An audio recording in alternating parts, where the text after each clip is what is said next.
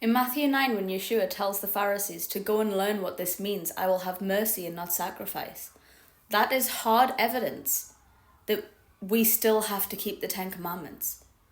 If the church, again, this is just another correlation between the Christian church in the latter days, the apostate church, and the Pharisees at the time of Yeshua, because neither of them knows what that even means.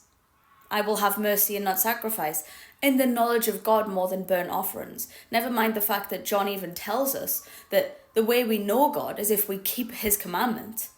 What commandments?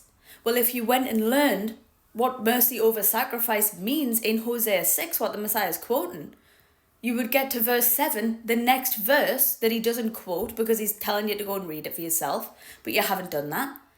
Or even if you did go and read it, you're obviously not listening to what it's even saying. It says, I will have mercy and not sacrifice, in the knowledge of God more than burnt offerings.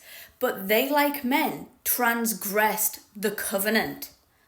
The covenant is the Ten Commandments, not the sacrificial law. Deuteronomy 4:13, the Ten Commandments were given at Horeb first. Deuteronomy 18, the Messiah is going to come and teach everything desired at Horeb, not at Sinai.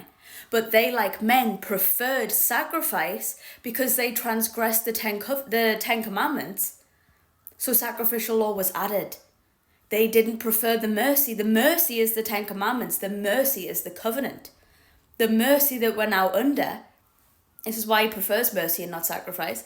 He prefers that we would rebuke each other with our mouths for sin, so that the person hearing can be convicted and repent according to the covenant.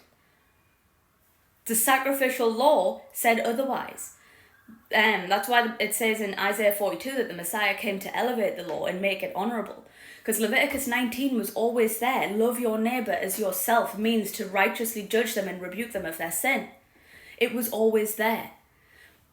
But under the sacrificial law, under 2 or 3 witnesses, the people had to be stoned for their sins. This is why God prefers mercy. Mercy is the rebuke of our mouths. So when people say, oh, you're condemning me, no, condemnation is putting you under the sacrificial law and stoning you for your sin.